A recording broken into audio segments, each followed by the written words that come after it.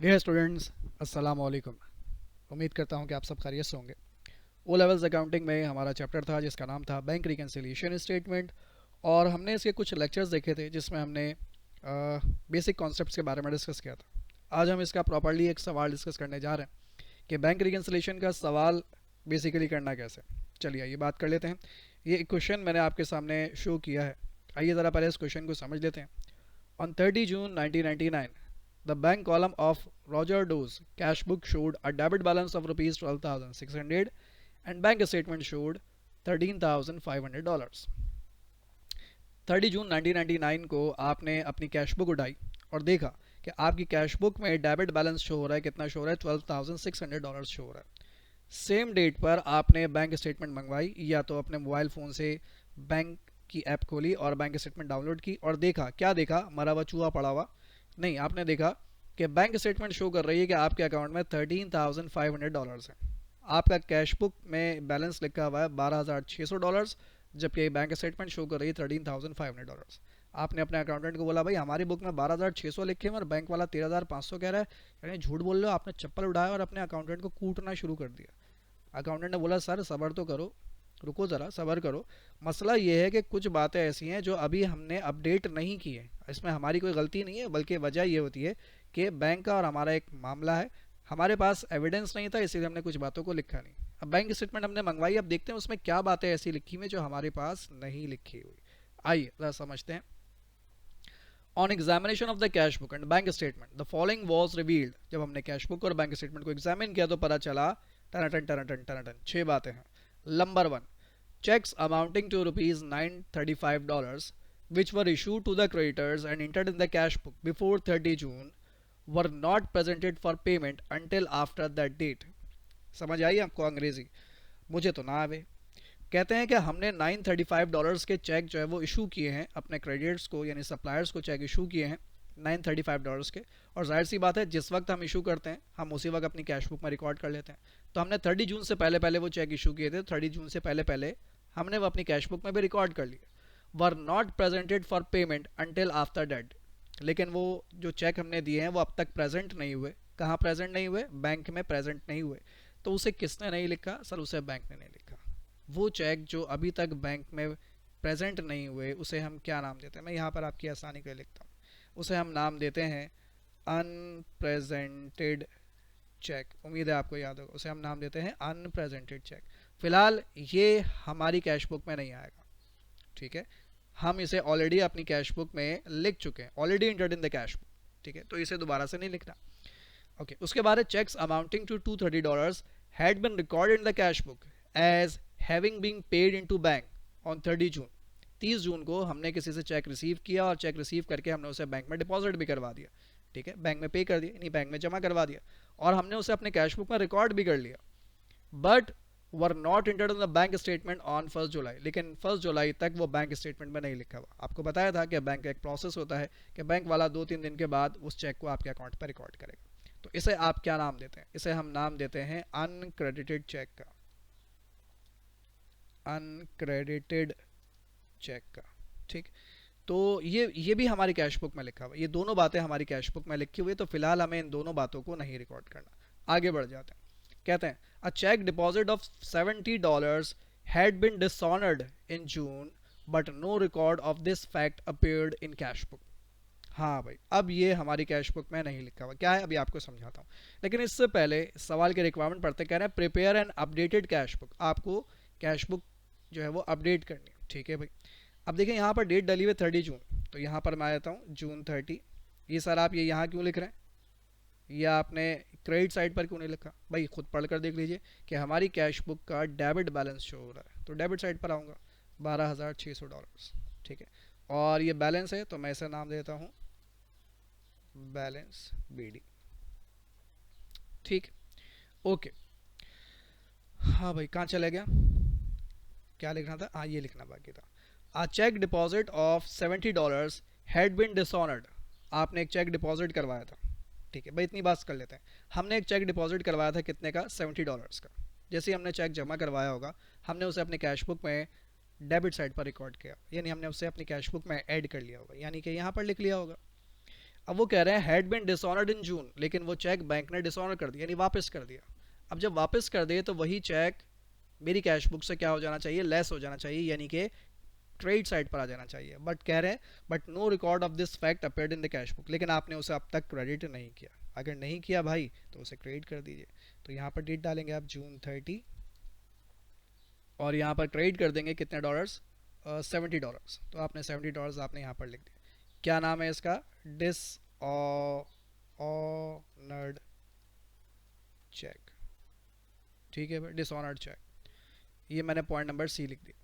Point number D पर आता है, a dividend of $340 paid direct into the bank but had not been record in the cash book. खुद देखिए कितने शरीफ लोग हैं माशाल्लाह से, वो खुद कह रहे हैं not record in cash book, यानी हमारी कैश बुक में नहीं लिखा हुआ। क्या नहीं लिखा हुआ, कि हमें डिविडेंड मिला है। डिविडेंड क्या होता है, डिविडेंड का मतलब मैंने आपको बताया था, अगर नहीं बताया तो दोबारा बताता हूँ, कि आपने किसी कंपनी के शेयर्स खरीदे हैं, ठीक है, और जब शेयर्स खरीदते हैं तो शेयर्स पर आपको मिलता है प्रॉफिट, उस प्रॉफिट को कहा जाता है डिविडेंड।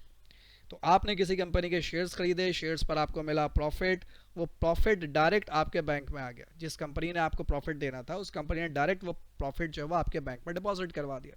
ठीक है भाई, तो डायरेक्ट आपके अकाउंट में पैसा आ गया। अब जब डायरेक्ट आपके अकाउंट में पैसा आ गया है तो आपकी बैंक वाले ने लिख लिया होगा। कहाँ नहीं लिखा हुआ, हमारी कैश बुक में नहीं लिखा हुआ, not record in the cash book. तो हमारी कैश बुक में लिख लेना चाहिए भाई। जब कैश बुक में लिखेंगे तो कहाँ लिखेंगे, डेबिट साइड पर। डेबिट साइड पर क्यों, क्योंकि हमारे अकाउंट में पैसा आ रहा है। तो कितने पैसे आ रहे हैं, $340। तो मैंने डेबिट साइड पर लिखा $340। क्या नाम है इसका, डिविडेंड का, तो आप भी यहाँ लिख देंगे डिविडेंड। ठीक है भाई, कहाँ गया भाई, हाँ। Point number E, bank interest and charges of $60 had been charged by the bank but had not been entered in the cash book। Bank ने आपसे इंटरेस्ट लिया है और कुछ बैंक चार्जेस लिए हैं। इंटरेस्ट और चार्जेस मिलाकर बनते हैं $60, जो कि हमारी कैश बुक में नहीं लिखे हुए। ठीक है, तो कैश बुक वाले को लिख लेना चाहिए। ठीक, लिख लेते हैं। कहाँ लिखेंगे अब आप इसे, सर आप इसे लिखेंगे क्रेडिट साइड पर, क्योंकि बैंक आपसे इंटरेस्ट और चार्जेस ले रहा है। जब बैंक आपसे इंटरेस्ट और चार्जेस ले रहा है तो सर आपके अकाउंट से पैसा जा रहा है, पैसा जा रहा है तो लिख देना चाहिए हमें उसे क्रेडिट साइड पर। तो मैं क्रेडिट साइड पर आ जाता हूँ। तो इसे मैं यहाँ पर लिख देता हूँ, कितने डॉलर्स हैं ये, $60। और नाम क्या लिखा हुआ है इसका, बैंक इंटरेस्ट एंड चार्जेस। इतना लंबा नाम कैसे लिखूँ, इंटरेस्ट एंड चार्जेस लिख कर देख लेता हूँ, आ जाता। क्या बात है भाई, आ गया। ओके, उसके बाद point number F, no entry has been made in the cash book for a trade subscription of $15 paid by bankers in order in January 1999। ठीक है भाई, कोई आपकी जनवरी की पेमेंट थी, ठीक है, ट्रेड सब्सक्रिप्शन की पेमेंट थी, जो कि बैंकर ने आपके बिहाफ पर कर दी, आपके कहने पर कोई पेमेंट कर दी है बैंक ने। ठीक है, अब जब बैंक ने पेमेंट कर दी है तो बैंक ने तो लिख लिया होगा no entry has been made in cash book, लेकिन उस पेमेंट की आपकी कैश बुक में कोई एंट्री नहीं बनी हुई। अगर पेमेंट की एंट्री कैश बुक में नहीं बनी हुई तो हमारी कैश बुक में बन जानी चाहिए। आइए जी बना लेते हैं। अब क्योंकि बैंक पेमेंट कर रहा है आपके बिहाफ पर, आपको पे नहीं कर रहा बल्कि आपके बिहाफ पर पेमेंट कर रहा है। जब बैंक वाला आपके बिहाफ पर पेमेंट कर रहा है तो आपके अकाउंट से पैसा जा रहा है, पैसा जाएगा तो आप उसे कहाँ रिकॉर्ड करेंगे, सर हम उसे रिकॉर्ड करेंगे क्रेडिट साइड पर $15। और नाम क्या लिखा हुआ है इसका, ट्रेड सब्सक्रिप्शन। ठीक है भाई, अब ज़रा मैं एक काम कर लूँ और ये काम कर लूँ। अच्छा भाई, मुलाजा फरमाइएगा, मेरी कैश बुक का जो पहले बैलेंस था वो कितना शो होता है, $12,600 था। ठीक है, अब ये कैश बुक मैंने बना ली। अब दोनों साइड का जब मैं टोटल कर रहा हूँ तो डेबिट साइड का टोटल आ रहा है कितना, 12,940, और क्रेडिट साइड का आ रहा है 145। जाहिर सी बात है दोनों साइड्स बराबर नहीं है। आपको लेजर मैंने बनाना पहले ही सिखा दिया था। दोनों को आपस में माइनस कीजिए, डिफरेंस आता है $12,795 का डिफरेंस आ रहा है। अब ये कहाँ लिखेंगे, जहाँ पैसे कम पड़ रहे हैं। क्रेडिट साइड पर पैसे कम है, क्रेडिट साइड पर लिखेंगे $12,795। और बराबर करने के लिए आप जो पैसा लिखते हैं सर आप उसे नाम दे देते हैं बैलेंस सीडी का। नाम दे दिया मैंने उसे बैलेंस सीडी का। और बैलेंस सीडी को उठाकर दूसरी तरफ लेकर आते हैं, जून के बाद आ जाएगा जुलाई 1। नाम हो जाएगा इसका बैलेंस बीडी, और कितना बैलेंस आ जाएगा 12,795। ठीक है, तो ये तो हो गई हमारे सवाल की पहली रिक्वायरमेंट कि हमें अपनी कैश बुक को अपडेट करना था। पहले हमारी कैश बुक का बैलेंस था 12,600 जो कि गलत था। अब जब सारी चीज़ें लिख दें अगर हम, तो हमारी कैश बुक का जो सही बैलेंस है इस वक्त वो है $12,795। ठीक है जनाब, ओके। अब आते हैं, यहाँ पर लिखा हुआ है prepare a bank reconciliation statement. अब हमें बैंक रिकन्सिलेशन स्टेटमेंट बनानी है। अब बैंक रिकन्सिलेशन के मैंने आपको दो तरीके बताए थे, यहाँ पर कोई तरीका मेंशन नहीं किया गया, तो फिलहाल मैं आपको दोनों तरीकों से बता रहा हूँ, क्योंकि ये मेरा डेवलप किया हुआ सवाल है, तो इसके अंदर सारी बातें नहीं हैं, मतलब जिस तरह से एग्जामिनर देता है, ये सिर्फ आपकी अंडरस्टैंडिंग के लिए सवाल है। तो अब एग्जामिनर तो आपको वाज़ेह तौर पर बताएगा कि आपको जब बैंक रिकन्सिलेशन बनानी है तो वो कहाँ से स्टार्ट करनी है, और अगर नहीं बताएगा तो क्या करना है वो आपको मैं बाद में बताऊँगा। तो पहला तरीक़ाकार मैंने आपको ये बताया था कि आप स्टार्ट करेंगे कैश बुक के अपडेटेड बैलेंस से, तो आप यहाँ पर लिखेंगे balance as per updated cash book का जो अपडेटेड बैलेंस है, एक मिनट दीजिएगा मुझे, ज़रा थोड़ी सी कार्रवाई कर लूँ मैं यहाँ पर।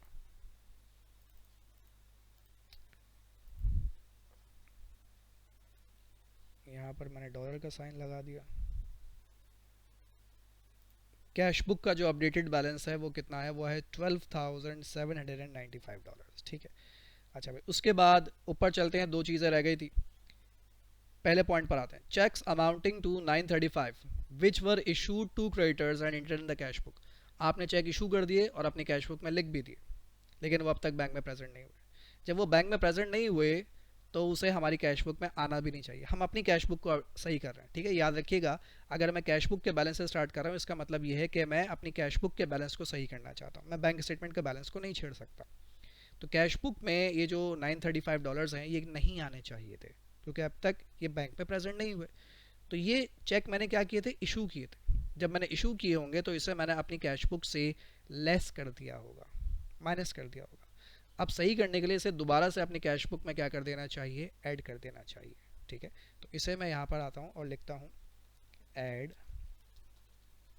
Unrepresented check. क्या अमाउंट था इसका, $935, $935, और फिलहाल इन दोनों को ऐड कर देता हूँ, ठीक है। उसके बाद एक और अमाउंट था ऊपर, cheque amounting to 230 had been record in the cash book as having been paid into the bank. आपने चेक बैंक में जमा करवा दिया तो आपने अपनी कैश बुक में उसे ऐड कर लिया, लेकिन बैंक ने अभी तक नहीं लिखा। जब बैंक ने नहीं लिखा तो वो आपकी बुक में भी नहीं आना चाहिए। तो जब वो आप अपनी कैश बुक में ऐड कर चुके हैं तो सही करने के लिए उसे दोबारा से क्या कर दीजिए, लेस कर दीजिए। तो इसे आप लेस कर देंगे यहाँ पर, लेस अनक्रेडिटेड चेक के नाम से। चेक की स्पेलिंग गलत हो गई, पैसे भूल गया मैं, 230 थे शायद जी, $230। तो ये यहाँ से माइनस कर दीजिए।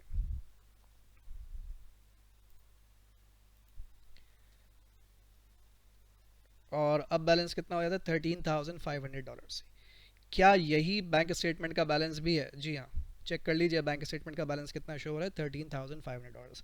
तो अगर इन दो चीज़ों को मैं अपनी कैश बुक में सही कर लूँ तो मेरा जो कैश बुक का बैलेंस है वो बैंक स्टेटमेंट के बराबर हो जाएगा। तो अब आप इसे नाम दे देंगे balance as per bank statement. यही आपके बैंक स्टेटमेंट का बैलेंस है, ठीक है। अच्छा, अब इसको दोबारा से हम बनाते हैं, लेकिन अब की बार हम यहाँ पर स्टार्ट करेंगे balance as per bank statement. अब हम बैंक स्टेटमेंट के बैलेंस से स्टार्ट कर रहे हैं। बैंक स्टेटमेंट का बैलेंस कितना था, ये लिखा हुआ $13,500, ठीक है। अब दोबारा समझिएगा, ये चेक मैंने इशू कर दिया $935 का, लेकिन अब तक वो बैंक में प्रेजेंट नहीं हुआ, ठीक है। आज नहीं हुआ, कल हो जाएगा, कल नहीं हो जाएगा, परसों हो जाएगा, कभी ना कभी तो बैंक में प्रेजेंट होगा। तो बैंक वाला अब इसे लिखेगा, आज कल परसों जब भी लिखेगा, जब बैंक वाला इसे लिखेगा तो बैंक वाला ये $935 मेरे अकाउंट से क्या करेगा, लेस करेगा। वाई लेस, क्योंकि ये चेक आपने इशू किया है, इशू कर रहे हैं तो आपके बैंक से पैसा जा रहा है। जब बैंक से पैसा जाएगा तो बैंक वाला ये $935 आपके अकाउंट से माइनस कर देगा। तो अब यहाँ पर आप लिखेंगे लेस अनप्रेजेंटेड चेक $935, ठीक है। और इसी तरीके से ये चेक आपने $230 का चेक जो है वो जमा करवा दिया बैंक में, और उसे अब तक बैंक ने नहीं लिखा। कोई बात नहीं, आज नहीं लिखा, कल परसों तरसों कभी ना कभी तो लिखेगा।